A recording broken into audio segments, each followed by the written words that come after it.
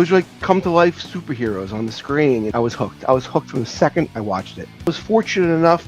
I was at the right place, the right time a lot of times on the indies. I would just try and get just a little bit from everybody. I got in the ring the first time in February. July, I'm wrestling Skinner, Steve Kern, in front of 15,000 people. You're going up there, you're shutting your mouth, you're giving someone your body, and they're going to do whatever the hell they want with it. You know, it was just another show. We didn't know it was going to be this big, long history, and he looked the part, he walked the part, he acted the part. He did some crazy stuff. Like, I would lay there for him, and I wouldn't have a care in the world. We're pretty much opposites personality-wise, yeah. But we get along great. I just have that kind of personality. Like, when I close the door, it's closed. But when it's open, I'm all in. I did it all backwards. I did it all wrong. If you want to be a wrestler, don't do anything that I did. Call it how I see it, straight talk, no disguise. So the slang dripping, got the truth in my eyes. Might like gavel, every word, lay it down. Coach C in the booth, turn the game all around. Yeah, it's Coach C, he the best for business. It's Coach C, he the best for business. Yeah, I'm sharp as attack when I call the play-by-play. Every dog got his day, and I make the crowd stay. It's every week we go live on a Wednesday. Dressing so sharp, that's the reason why your friends stay. The youngest in the game to do it, best for business. Coach C is the truth and everybody gonna witness. Love entertainment, you swear it's your destiny. Link with Coach C, we can talk about your legacy. It's Coach C, he the best for business. It's Coach C, he the best for business.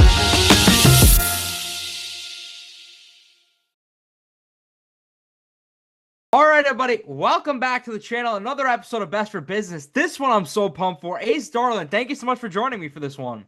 Hey, Chris, thanks for having me. I'm excited for this one. Recently, I got to interview Cheetah. He talks so highly of you. A lot of people talk highly of you, so I'm excited. So thank you again. Oh, that's good to hear. That's hey, when everything is said and done, that's all you can really ask for, is that you left a positive impression with the people that you met along the way, you know? Absolutely. You talk about it. You've accomplished so much in wrestling. So originally, what's the thing that interests you most about pro wrestling originally? So I'm in the fifth grade. I'm at my friend's house, and his older brother is watching wrestling. I've never seen anything. Mm-hmm. I haven't watched, because you couldn't turn on the TV back in the day and get wrestling 7 days a week. Right. So I'm at my friend's house. His older brother's watching wrestling, and I'm like, what the hell is this? And how do I watch more of it?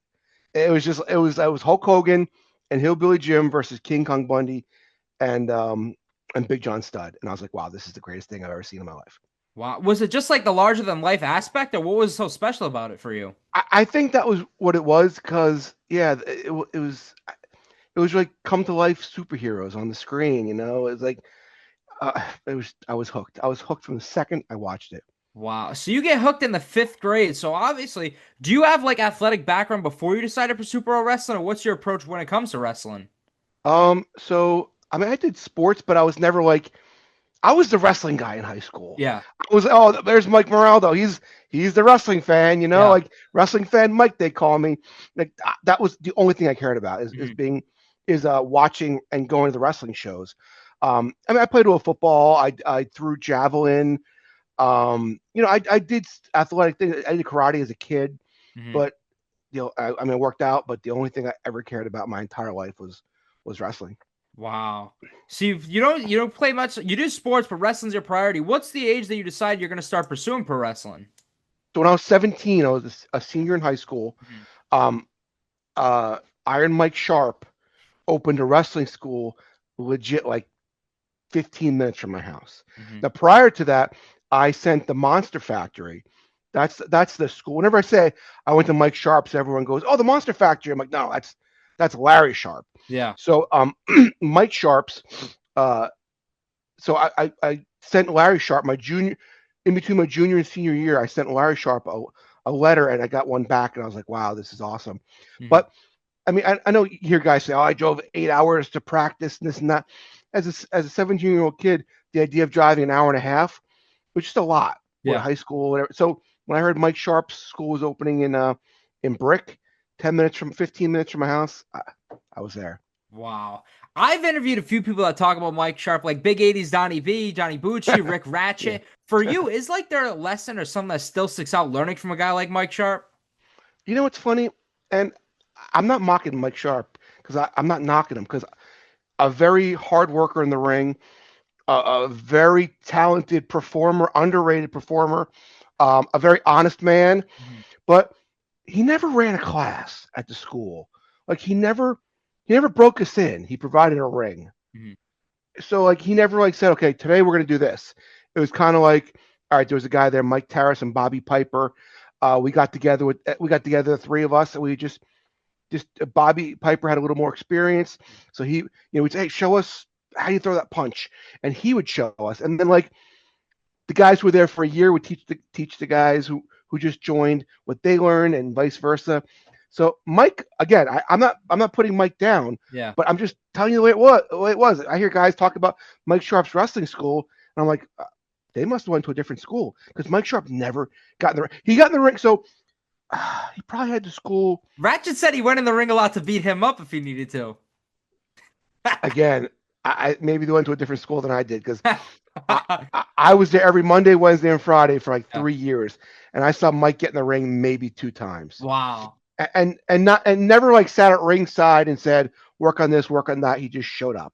Wow. That was the experience I had down there. I call it the way it is. Absolutely. Great guy, was never a wrestling school instructor.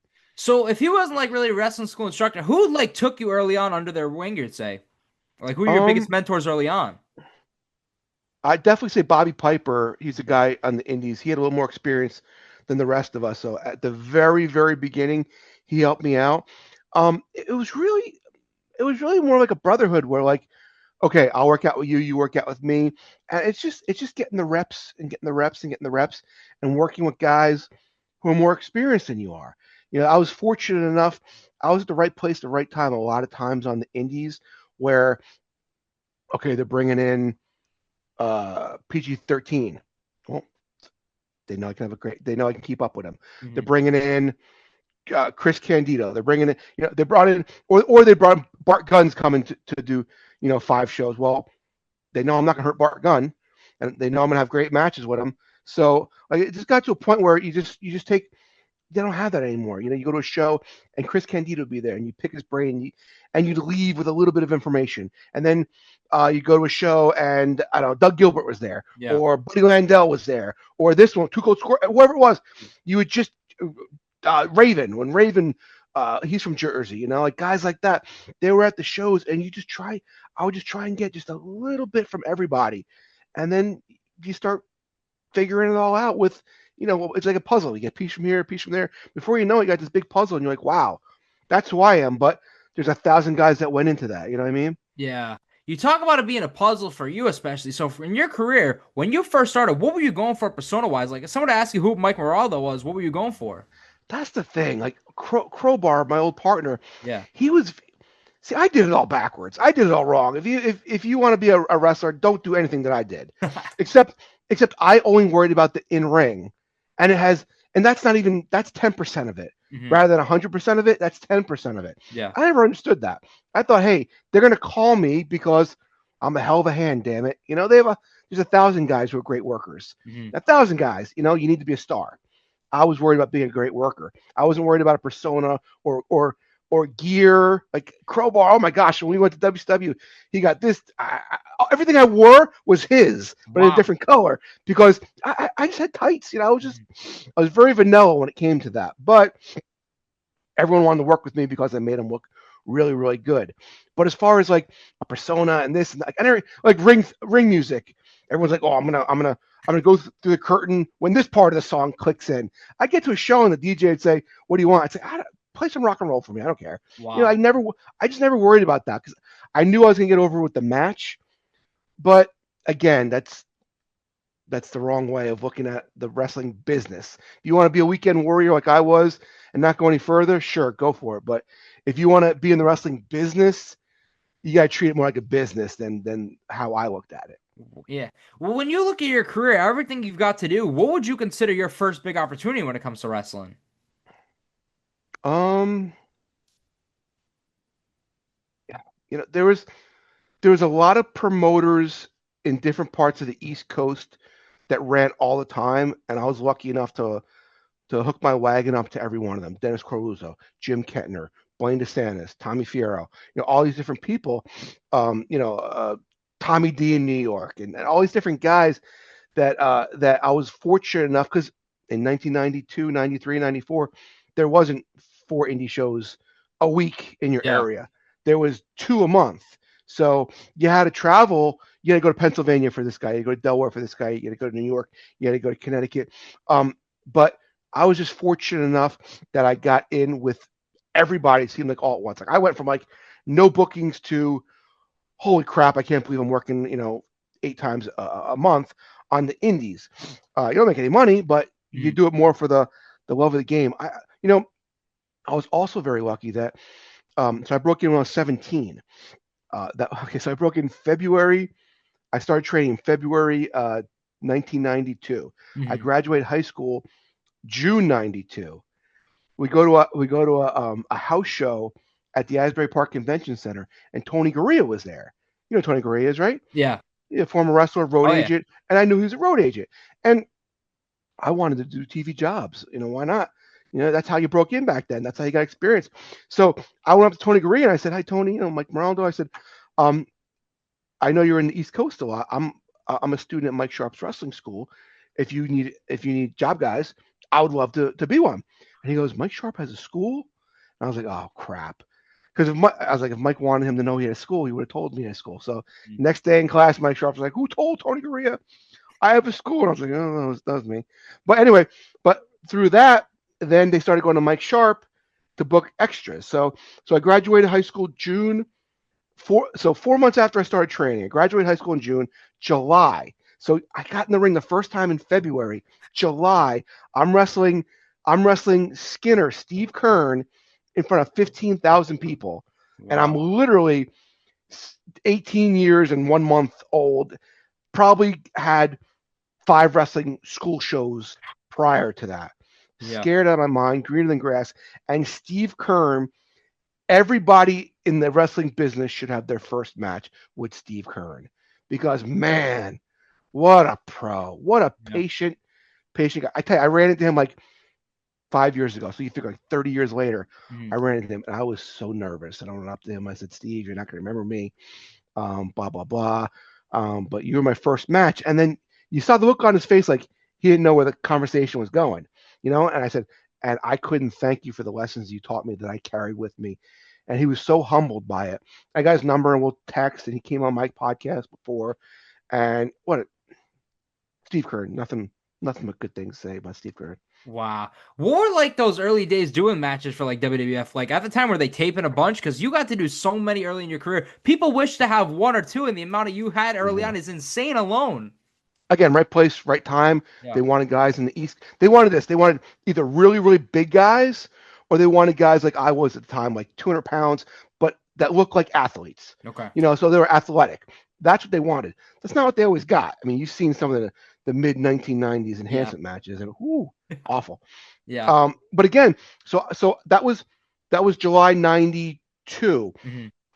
Fast forward a year later is when they start using myself, Simon Dean, Nova, Mike Busey, a guy, Dan Dubiel. The 3 of us would go up after that, like nonstop. It was constant. And they do 3 days in a row. So my first 3 days back doing TV, it was Bastion Booger, it was Adam Bomb, and it was the Quebecers. And if I was in my garage, I'd show you.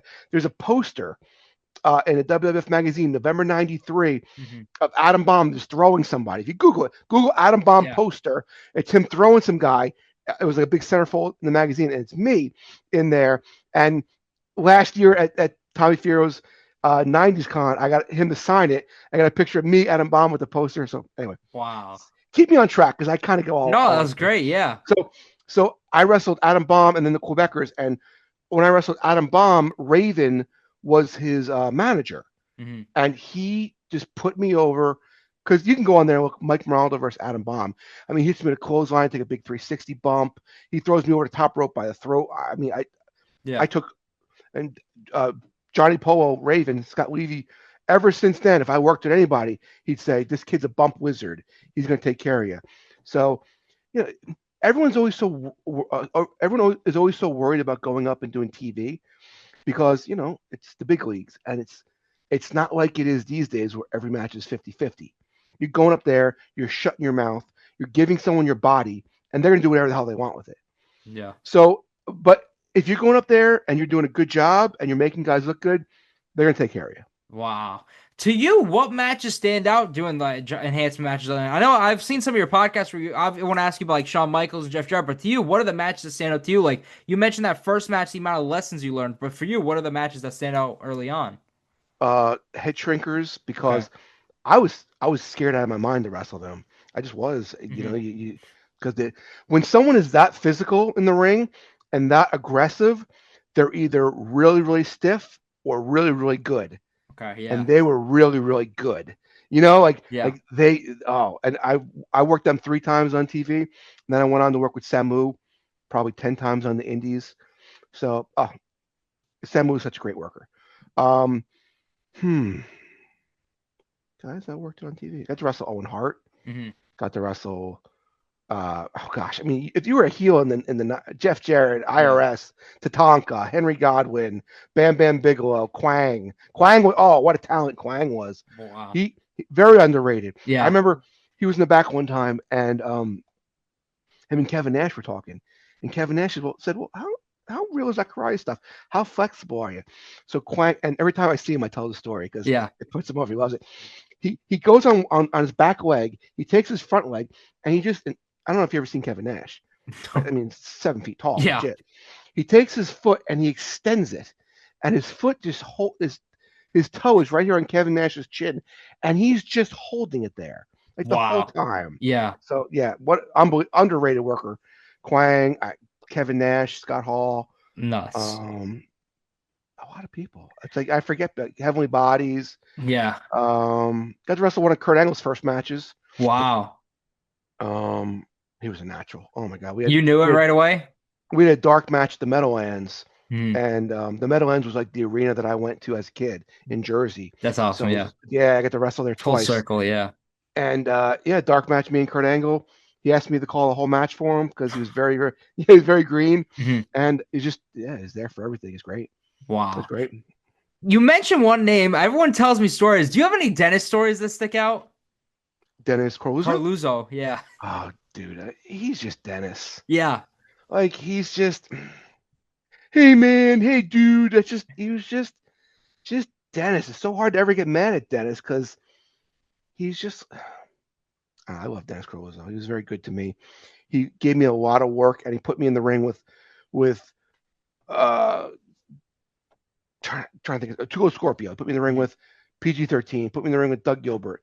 Put me in the ring with Brian Christopher. Put me in the ring with just D'Lo Brown. Put me in the ring with just tons of talent. Buddy Landau. Put me in there. Wow. Buddy Landau. That's one of my favorite matches ever. And just nothing but nice things to say about Dennis. We talk about TV. I got to wrestle Ludwig Borga. Wow. He says to me, I don't know if you ever heard me tell a story.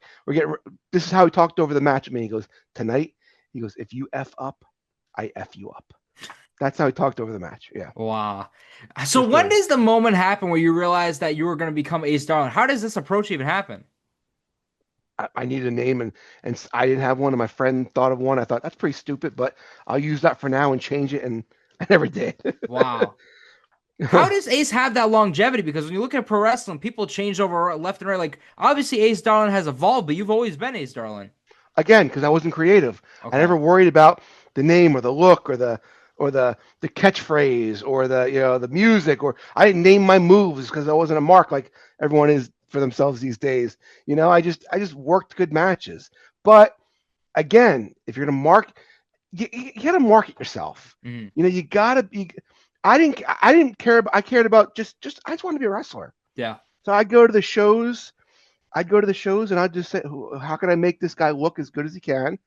And that's all I worried about. I didn't worry about going online and promoting myself like you should. Yeah. You have to. It's a business, and I did everything backwards. I did everything wrong. Wow. When you mention all these companies, how does Ace Darling go to the ECWA? How did I meet Jim? I think Jim came to like a dentist show. I think Okay. I could Sounds be about wrong, but right, I yeah. think. And yeah, he said, did he? Whatever. But Yeah. so Jim only used Jim's guys. Oh yeah. That's it. He used his homegrown, home trained ECWA guys, and he brought in a Devon Storm, Crowbar, and I don't know if you ever heard of the Inferno Kid. Oh He yeah. was a guy. He was a guy from the Indies as well. Very, very, very talented wrestler. He should have went a lot further. But he brought them in first for like Jim booked like seasons. Like he'd go from like September to December, and then like February to June, and then like a summer show. So he brought them in for a season, and then somehow I don't remember, but I got hooked up with Jim, and he brought me in for a season, and then he didn't bring me in, and then I saw him at a dentist. This I know for sure. I remember it. He brought me in for a dentist show again. He says, "I want to bring you in and team you up." He said, "I just want to bring you in." So great. So he brought me in and teamed me up with this rookie by the name of Kid Flash. So I gotta ask you from your perspective, being a part of the first ever ECWA Super 8 tournament, we talk about tournaments in pro wrestling. What do you think is about the longevity? What was the first one like being a part of the Super 8? Because nobody would expect that first tournament to crown a champion would become what it is now. Yeah, that's why it wasn't a big deal. Yeah. You know, it was just another show. We didn't know it was going to be this big long history, and that he'd be bringing in like the Hardy Boys and like Chris Daniels and like, you know, the Low Keys and the Daniel Bryans and you know, it's a who's who. Brian Absolutely, and Kendrick, it's still Paul going. London, Yeah. you know, Jerry Lynn. I'm just trying to think of some guys who were in the Super 8 that you guys would know. Kazarian, AJ Styles, list goes on and on. Yeah, AJ Styles. How did I forget him? Yeah. So yeah, it was just one of those things where it was just another show. Mm-hmm. You know, at the time, because it's like WrestleMania. They didn't call it WrestleMania 1; they called it WrestleMania because they didn't know there was going to be a 2. Yeah. It was just that was March's show, or February, wherever it was. Wow. That was the show where you're doing a tournament. And I forgot how it works. Weren't you like, I guess the first one apart, weren't you a part of the next tournament that they do, or was it the third one? I was a part of the first 3. Okay. And then in the 4th tournament, I was the host, and someone legit got hurt in the first round and couldn't work the second round. So I, with 5 minutes notice, I said, "Well, Jim, if you need a replacement, would it make sense for me to go in?" He goes, "Do it." So I didn't even have. I had a pair of like suit pants on, and I was stretching, and I ripped the suit pants. So someone gave me like a pair of like just workout pants. I went in there barefoot, and like a 7-minute match with Chris Daniels, you know, just to get through it. It was just something where it wasn't there to steal the show. It was just there to, let's just make the best of it and get through the match. Wow. Do you have any other Super 8 stories? Because like you said, the first one was for the championship match, but then after that, seeing the names that came in, even year 2, 3, and 4 that you were in, is there any other matches or moments that stand out? I wrestled Mike Quackenbush in the second one. I did. Wrestled Steve Bradley in the third. Chris Daniels in the fourth. Chris Daniels, man, what a talent that guy is. Like, I thought I was good, and then like he came to town, and I'm like, wow, I'm not as good as I thought I was. Like, he was, because there's a guy right there. He was the fallen angel, Chris Daniels. He looked the part. He walked the part. He acted the part. The music was there. The moves were there. He knew how to market himself. He worried about the in-ring product like I did, but he marketed himself. You know what I mean? Like, he was a professional wrestler. So, yeah. Sky Too Hotty was in the second tournament. Wow. I don't really have any Super 8 memories, but they're just great. You know, they're just fun shows. Yeah. And they're different at the time. Yeah. I just interviewed, I think he was in the same years as the fourth one, Vic Capri. He lost to Christopher Daniels the first round, I think it was. Oh, yeah? Yeah. So when you look at everything that you've done in your career, one of the guys I want to ask you about, do you have any moments or memories with Reckless Youth? Oh, gosh. Yeah.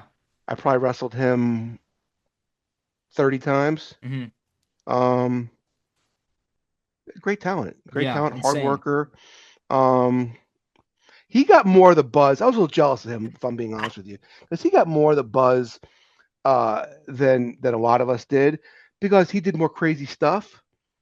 And then we said, well, if there wasn't for someone like me catching him, he wouldn't be able to do the crazy stuff. And that was just me being stupid and jealous. Yeah. But I got nothing but good things to say.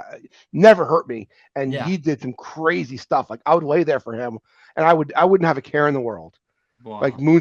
a moonsault or whatever, a dive, whatever it was. I wouldn't have a care in the world. I knew I was leaving that ring the exact same way I got in the ring with him, and he did crazy stuff. Mm-hmm. So that's hard, it's hard because you got to land. So you're taking the impact on yourself. But very talented, good guy. That not a mental case. Like you're never going to hear, oh, did you hear what Reckless Youth did last weekend? Wasn't no bad habits. Just a good guy. Cared about pro wrestling. A lot of fun. Great memories. Like a lot of my, I was either wrestling him or on shows with him. So, Wow. great memories of him. You mentioned you wrestled him probably over 30 times. Who's like the number one person that you wrestled the most, you think? Probably Crowbar. Yeah. Because we wrestled from like we were like, so in 93, Mm-hmm. it was like Chief Jewel Strongbow versus, I don't know, someone else, the Executioner. Yeah. Or it was like, it was like just the slower pace. I'm trying to word it in a good way. Yeah. It was just a slower work rate matches. And then me and Devon Storm get booked, and we're like the opening match on like every show for like 2 years, and like we're like the high flying match. So we got to wrestle everywhere. I mean, I've wrestled him in WCW, I wrestled him in WWF, I wrestled him all over the indies, like everywhere. Yeah. And yeah, I'd probably say 50 times I probably wrestled him.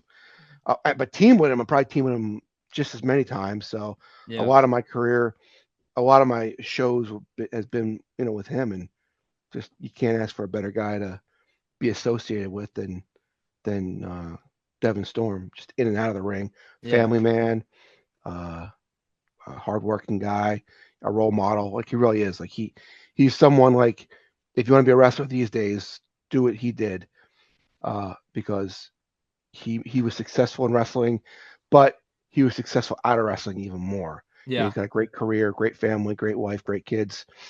I love the guy. Love the guy. What was so special about the chemistry? Like you said, it was different. Everyone was doing like slower work rate matches in a way, but like even team with him, being the opener a lot of places. What was special about the chemistry?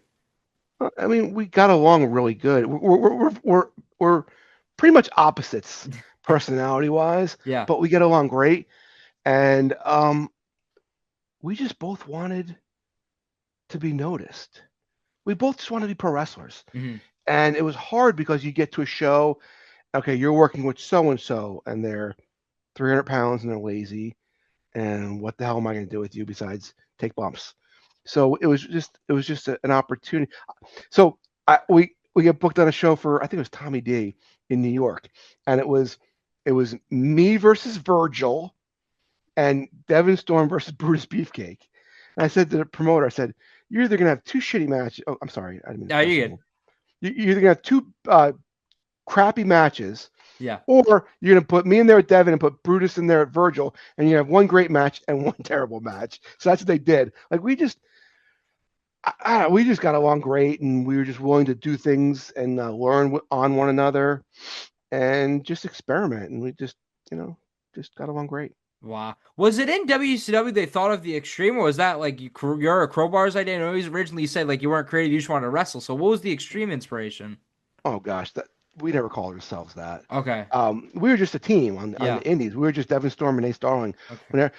We never had a real team name, and I mean I think that was just a rib on ECW.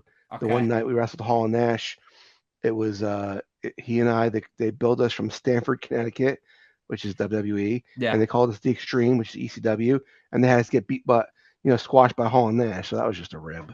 Wow. But, it is what it is. Yeah. How does WCW come along? Same story with like WWF in a way, like connections? No. Kevin Sullivan worked for, I don't know if you ever heard of a promoter in Boston called Tony Rumble. Oh yeah, I'm a Rhode Islander. Oh yeah, he's big over here. Nice. Rest in peace, Tony. Yeah. Love Tony. He would book Kevin and Bill DeMott and a lot of guys like that.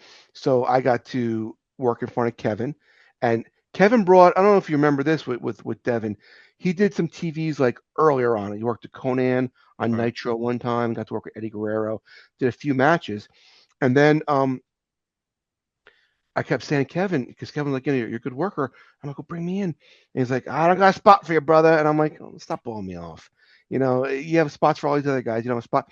So finally I said to him one day, I'm like, well, Kevin, can you just use me? I'm like, I don't need a spot. Can I just get my foot in the door?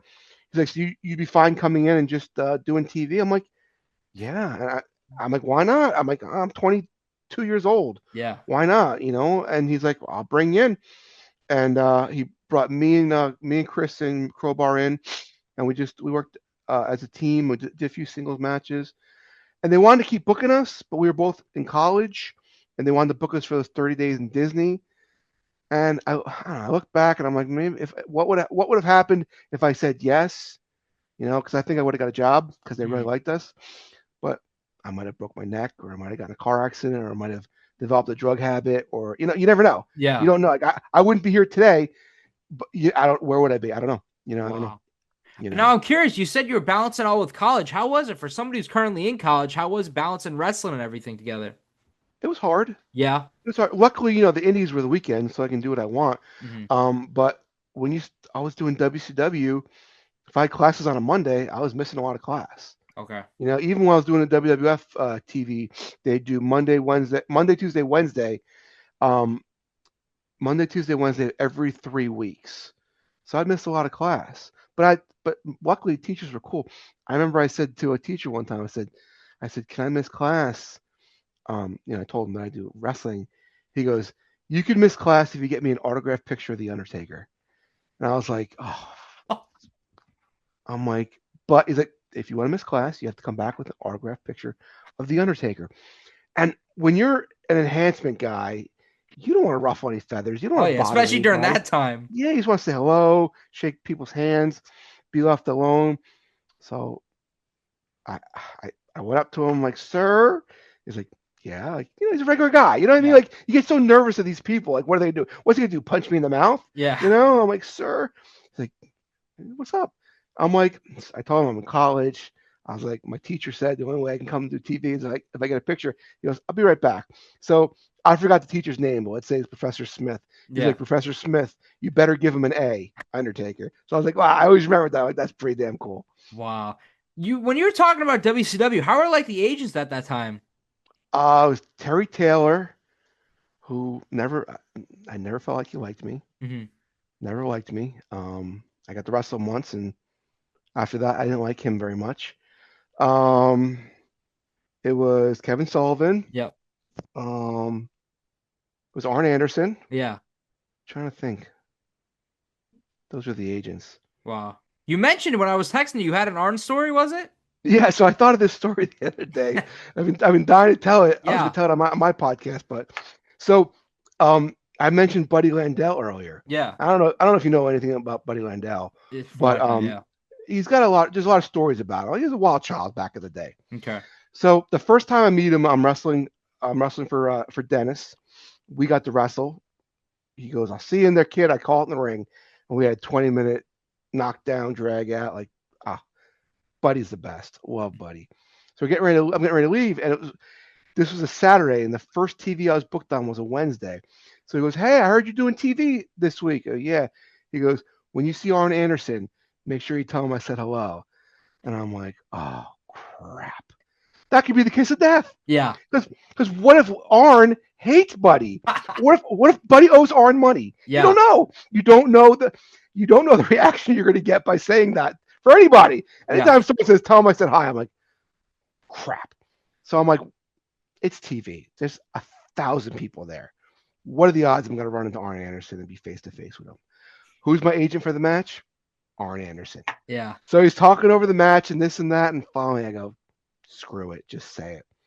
So he goes, all right, guys, this is it. And there's a finish, blah, blah. Thank you very much. I'm getting ready to leave. There's a room full of people, too. I go, Arn, one thing? He goes, he looks up for his papers. Like, yeah. I go, I saw Buddy Landell this weekend. He wanted me to tell you he said hello. And he goes, do you by chance work in the prison system on the weekends? And everybody just erupted. He goes, I'm just kidding. I love Buddy Landell. Tell him I said hello. But that's I saw Arn about a year ago. I told him that story. He was laughing. Wow. Now, how does the idea come for you to do Doink at times? Oh, God. Why'd you bring that up? Was So that your idea or no? crazy. Yeah, I well, said, you "Do just like that." to wrestle at the time, so I don't know if that was just thrown at you. So Dennis had these three. I only did it 3 shows. Well, Okay. and something else, which I'll get to. Yeah. So at the time, there was fake doinks on every show. Yeah. I hated it. I looked down on it. I thought it was stupid. I didn't want to do it. Dennis had these 3 shows, and he said I had no spot for you on it unless you want to dress up as Doink. And I'm like, all right, I'll do it. I got to wrestle. I wrestled Tom Brandy, I wrestled Raven, and I wrestled Balls Mahoney before he was Balls Mahoney. I hated every second of it, and I said I'll never do it again. And then a promoter by the name of John Gold, he did like local like meet and greets and this and that before like conventions were a thing. So he calls me up. He's like, there's a bar mitzvah by you, and the parents want a wrestler. So I told him I can get Doink the Clown for the bar mitzvah. He goes, I'm getting $300. I get 100. Dennis gets 100, and we'll give you 100. It's an hour. It's an hour at the event, and I'm like, I'm there. So I went to some kid's bar mitzvah. I always say it. There's like some like a 40-year-old accountant somewhere in the world that thinks Doink the Clown was at his bar mitzvah. And sorry, kid, it wasn't Doink the Clown. It was me. Wow. But again, I just want to get booked. But yeah, I was gonna say, what did you not like about? I know, like obviously, I could see some reasons, but what were you a fan of doing? Because, like you said, like with Ace Darling and everything, you just wanted to wrestle. Like you didn't care creativity wise. So what did you not like about it originally? I couldn't wrestle like me. Okay, that's true. I wasn't prepared. I wasn't equipped. It's a hard character. It's Matt Bourne was phenomenal at Doink.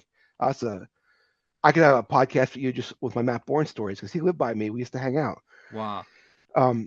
Yeah, you can ask me some Matt Bourne questions. I got a lot to talk about with him. He's interesting character. But I never told him that I did the Doink thing. Maybe I did. He wouldn't have cared, but because he and I were so tight. But I don't know if I ever told him that. His character, man. Ooh, yeah. Character. Wow. Especially looking at all your careers, the places you got to wrestle for you, what were like the early days like for JAPW? Because you look at after years later what JAPW, the impact that it's had on indie wrestling especially. Do you remember like the early days at all? Is that Jersey All Pro? Yeah. It's just another indie. Yeah. All these shows kind of run together. They kind of like it was just, they ran at this little like, it's like a laundromat. Because downstairs it was a professional like cleaning service because they had like 15 washing machines. Wow. This was like the dressing room. Yeah. It was just another indie. Wow, good guys. I got to meet and work with the Haas brothers at the time. Charlie and his brother Russ, who passed away. Got to wrestle them there. I don't remember a lot of matches from there. I didn't work for them a lot. No, but I remember you were part of the early days of it. I think one of their anniversary shows, it was me, Crowbar, Nova, and Reckless in a 4-way. Wow. At their second anniversary show, their first anniversary show. Wow. Yeah, that was a fun match. Do you have a favorite ISPW match that stands out to you? Another big company in Jersey? Marty Jannetty. Okay. I always, when I started wrestling, I wanted to wrestle Shawn Michaels. I did. I wanted to wrestle Marty Jannetty. I did. I wanted to wrestle Tito Santana. I did. I wanted to wrestle Ricky Steamboat. I didn't. And I wanted to wrestle Randy Savage, and I didn't. So 3 out of 5. But yeah, Tommy's my best friend, who runs ISPW at A's Con. He's got the Wrestling Collector store in New Jersey. He's got a lot going on. Actually, I'm going to ISPW show tomorrow night. Nice. Yeah, I guess Marty Jannetty. That was just Marty, because Marty's Marty, and Marty, you can either get Marty or you can get Marty. And I got Marty. Like I got Rocker Marty. That guy was he was working like it was WrestleMania. Wow. But Tommy put me in there with everybody. I got to work Samu, Candido, lots of times Candido. Who else? He put me in there with a lot of like top indie guys, like like a Crowbar and Danny Inferno, and but I got to wrestle Mikey Whipwreck. I'm trying to think of ISPW matches. Axel Rotten. A lot of guys. Yeah. But to go with that, what do you think is so special about ISPW? Everyone, when I always ask them, they talk about the promoter Tommy, obviously, but ISPW, even when you started, is still killing on a level it is today. Numerous shows, months, like they're doing great. Good question. I mean, Tommy, when he does something, he doesn't just do it half-ass. Mm-hmm. You know, like when he does a convention, it's not just a convention; it's a convention, and it's the cosplay costume party, and it's karaoke party, and it's wrestling trivia. You know, he does like a lot of different things, and his shows he's constantly using different talent and good talent and the best talent, and just constantly evolving and keeping things fresh and just running a lot. Like he runs a lot. He ran over 100 events last year. Wow. So yeah, between his store signings, conventions, meet and greets, wrestling shows, yeah, about over 100 events. Wow. I want to ask you, because I didn't get to ask him when I had him on, what's the idea behind Chase and Ace originally? How does the pairing come to be? Just needed. I Wow. think that the names just sounded fun together. Okay. Yeah, it was kind of like the young guy Chase Del Monte, and I was kind of towards like the downward momentum of my days. So it was just fun. It was a lot of fun. And then we got to work, and we did. Jim booked us in, gosh, so many different matches. Like we did a lumberjack match, and a kiss my foot match, and a cage match, and a whole bunch of stuff. And he was a great guy. I don't see him anymore. When we stop wrestling, you kind of lose touch with everybody. Yeah. But yeah, it was fun. It was fun working with him. It was fun working against him because he had the same kind of like excitement that I did when I was at his point, going up rather than going down. Mm-hmm. So it was fun being in there with guys like him and the Logan brothers and guys at Kettner's at the time that, they were full of ideas, and yeah, it was fun. I got to actually, pretend like I could still go. Wow. That's fine. He said to me one time, I said to him, we did cage match, and I'm like, shoot me. I go, I want you to shoot me in the corner. I go, I'm going to jump. I'm going to run from one corner, and I'm going to go from the corner. I'm going to jump straight up to the top turnbuckle in one leap, and I'm going to go like I'm getting out of the cage. You stop me. He goes, you can do that? I'm like, of course I can. So I got in the ring, and it's, if it was 1994, I could have done that and backflipped back in. So he throws me in, and literally instead of like one step to the top, it was like 9 steps to the top. Like it was awful. Yeah. It was awful. And I go, I guess I can't be doing those moves anymore. Wow. You think you can, but you can't physically, after so many years. Yeah, and to go with that, so you accomplished a lot in pro wrestling. You've done so much. Was there like a match or a moment where you decided like you were going to start winding down on pro wrestling? It got to a point where it just wasn't fun anymore. Okay. Like I remember, like I would towards the end, I was like traveling. King Kong Bundy was one of my good friends. Rest in peace. And we get to a show, and we'd both be like, "The last place I want to be is here." It just got to a point where it wasn't fun, and the talent was just not good. Okay. Like it started getting to a point where anybody was running a show and anybody was getting in the ring. So I'm like, okay, I'm not 20 anymore. I'm my mid-30s. I'm beat up. Mm-hmm. If I have a match on a Saturday, I'm sore till Wednesday. The pay is the lowest it's ever been because everyone runs shows, and every show draws 40 people. So like, do I need $40 to leave my house on a Saturday night and get hurt and possibly get dropped on my head, or just stay home and hang out with my kid? At the time, like I get to a show and I'd see my name on the board. And if it was me versus Tito Santana, awesome, or me versus the Honky Tonk Man, great. Easy not getting hurt tonight. But I'd see me versus so and so, and I'm just making up a name. Okay, all right. Which one of you guys is Rick Thunder? And in my head, I'd say, please don't be you, don't be you, don't be you, because I can't do anything with you. Just get to that point. So I'm like, what am I doing? What am I doing? So it's rough because when you have your first match, eventually you're gonna have your last match. It's the circle. It's the circle of life. The Lion King song. Oh, My daughter was just in the Lion King play, so that song's in my head. But it's true. It's like you're gonna have your first match, but you're gonna have your last match. So it gets to a point where you just know. And if I'm not, I never made money in wrestling. You never make money on the indies. But when you're young and you're having fun, and you feel great, and you get to go to different states on the weekends, you get to meet different people, go out after, it's great. Yeah. But when you get to where, okay, now I'm a grown up and I got real life responsibilities, Am I really going to leave the house for $40 or $50 or $60 on a Saturday and get hurt? It just wasn't worth it. It wasn't fun. It wasn't fun. You mentioned the circle of life, so I'm curious: is Ace Darlin officially done in pro wrestling? You think? I know people, retirements never say never in pro wrestling. I stopped. My last match was 2011, Mm-hmm. and you could offer me 10 grand right now, and I wouldn't get in there. I have zero desire to wrestle. Wow. I don't miss it at all. Wow. That's crazy. I just have that kind of personality. Like when I close a door, it's closed, but when it's open, I'm all in. Mm-hmm. You know, like wrestling was my life, and I loved it more than it was my first love. It always will be.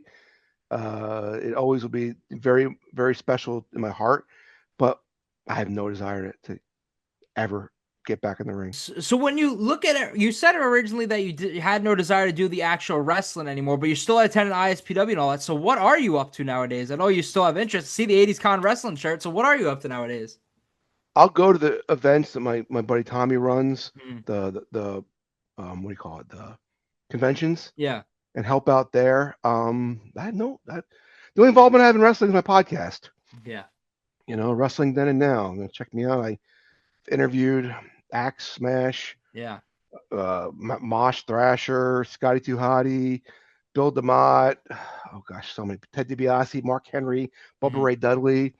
Oh gosh, I've wrestled. I've had on Hall of Famers. I've had on world champions. You know, I'm fortunate that I've made a lot of friends along the way, and that my buddy Tommy runs 80s cons. Like I just had on Jacques Rougeau before 80s con. I had on Slick, Raven. You know, it's just I'm lucky.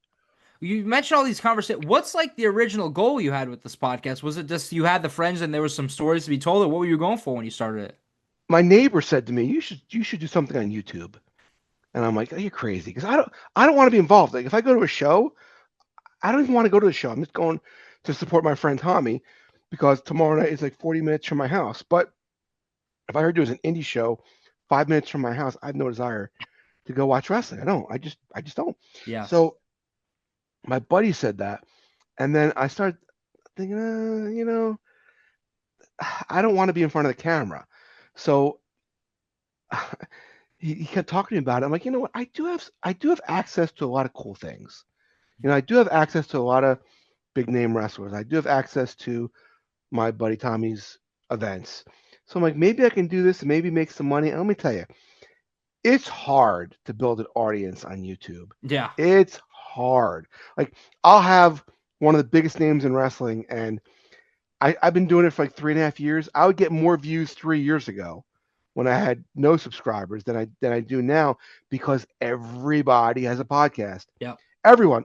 And we're talking Cody Rhodes, The Undertaker, you know, some big names. Mm-hmm. Yeah, I don't know if you know Rene Dupree. Oh yeah. I'm on Cafe. I don't know if you ever see me on Cafe de Rene. I love going on there. He lets me come on and plug my show. And yeah, I'm just one of the talking heads once in a while. Yeah. You know, just add a little humor once in a while. But it's so hard. Maven blew up. Yeah. That son of a gun. I'll text him like, "How you doing it, man?" Wow. He's got a team though. He's got like a guy who does his boy Zach. Media. Oh yeah.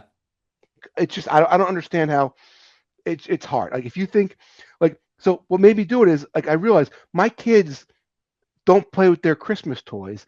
They go on YouTube and watch other kids play with their Christmas toys. Like YouTube is like such a big thing. So everyone's like, "Oh, these families, they go on there and they make millions of dollars and blah blah blah blah." Well, you go do it. Mm-hmm. You go do it. You tell me how easy it is. You're gonna do it, and you're gonna have 7 subscribers. It's hard. Yeah. It's hard. I put a lot of work into YouTube, and I mean, I'm monetized. I make a few bucks. Yeah. But very few bucks. Yeah. But it's more of a love of the game type of thing. One of my biggest episodes I ever had was with the Logan brothers, their first ever podcast that they did. I was able to get them out, and like the amount of people that talked so highly, like, I know we mentioned them in your conversation, the amount of people that reached out to me and said like, "Yo, they were so good" and everything. That's like the highlight for me doing this. Who's that? Matt and Brian? Oh yeah. Great guys. Great guys. Love those guys. Has there been like a favorite conversation that sticks out to you, or a story that's been told on your podcast?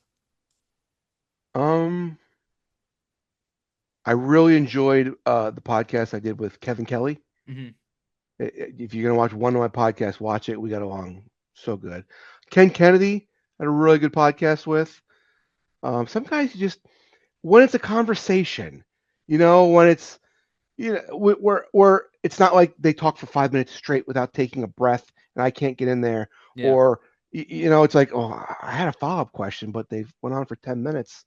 It's kind of when it's just a conversation, when you have chemistry, when it flows, that's when it's the best. I was fortunate enough to have Bubba Ray Dudley on. He doesn't do a lot of podcasts, but I've known him since 1993, and he said, of course, he'll do it. Wow. So it's again, I'm very lucky. Mm-hmm. But when no one knows about your content, it's like, well, that kind of sucks. Mm-hmm. Yeah, but again, it's more of a love of the game type of thing for now. Do you have any goals now with the podcast, or any conversations you want to have? Oh gosh, yeah. There's a lot of guys I want to have, but I'm forgetting guys. I mean, let me just jump on my page real quick. I mean, if you want to oh gosh, where am I? So if you want to just like for instance, I just had Chris Hamrick on from ECW, but I mean, I've had Rene Dupree, I've had Paul London, I've had Tito Santana on, I've had gosh, so many guys. I've had Boris Zukov, Slick, Mountie, Lenny Lane, Justin Gabriel, Pat Tanaka, Missy Hyatt, the Berserker. Mm-hmm. That's a crazy guy, right? He's a funny guy, wow. Colt Cabana. I've had Saturn on, Sam Houston, Homicide, Jimmy Kuderis, Mark Marrow, Mustafa from the Gangsters, Jameson from WWE, Jason Knight. I could go on go on and on. Ted Arcidi, Les Thatcher, Johnny Swinger. I've had so many guys. Jonathan Coachman. That was a great one. Yeah. That's one you should check out. Jonathan Coachman. Great. Tom Pritchard. That's one you should check out. Who was the first one you had? Do you remember your first guest? Alan Funk. Wow. My buddy Alan Funk. I've had him on 3 times, but he's a buddy of mine, and he did it as a favor. Nice. But yeah, it's wrestling then and now. I'm wrestling then and now on YouTube, on TikTok, on Facebook, on Instagram. So check me out. Yeah, I'll put it all in here. Now, when you look at your career, who would you say brings the best out of Ace Darlin? Throughout your career, the amount of people you wrestled, if you had to pinpoint a couple, who brings the best out of you, you'd say? Good question. Reckless Youth, Crowbar, Mike Quackenbush. It's tough because I'm going to forget people and they're going to say, oh, why did you mention me? My buddy Mike Tarras, he and I have had good matches. I don't know if you know Mike Tarras is. Mm-hmm. He's wrestled on a few different names, but he broke in. We literally started with like the same month that I did in '92 at Mike Sharpe's. Yeah. It's hard. It's hard saying names because you've just so many. Yeah. Yeah, I don't know. Wow. That's all I got. Yeah, I can't thank you enough for joining me, but you started to say it at the beginning of the interview, but I've ended every interview the same. When it's all said and done, what do you want Ace Darlin's legacy in pro wrestling to be? Oh gosh, I don't think I have a legacy. You've had a legendary career. I don't think I have a legacy. I think that if you could help guys out along the way, Gary Capetta, one of my oldest and dearest friends. Yeah, you know who Gary Capetta is? Oh yeah, I have his book. So when I was 17, 18, 19, I'd bring because he lived close to me. I'd bring my tapes, and because it was actually on a VHS back in the day, and he'd watch it and he'd give me advice. And I'd say, "Why are you being so nice to me? You don't know, you didn't know me from Adam. You let me come into your home. You let me bring these tapes. I was some high school kid." He goes, "The only thing I ask from you is that if you get in a position to help other people, do it." And that's just all I've ever been. Is that I've never tried to get myself over. I've always tried to get the match over at other people. I've always tried to help, and that's just like life. You just, we all got to help each other out. Life is tough. Wrestling's tough, and you just need each other to get through it. Wow. Well, I can't thank you enough. Like I said, I'm 21 in college, and the fact that on a Friday night I get to talk to Ace Darlin, thank you so much. I'm watching your matches in classes instead of paying attention to class. Thank you. Hey, man, if you want to do a part 2, I'm always available. If you need anything, just hit me up. Absolutely. You have a stacked career, so down the line, let's 100% do it part 2. Cool. Sounds Awesome. good. Thank you for Awesome, doing man. this, and thank you everybody for watching this episode. This was Best for Business. Thank you for watching this episode of Best for Business. Don't forget to like, comment, and subscribe. Until next time, because this is Best for Business.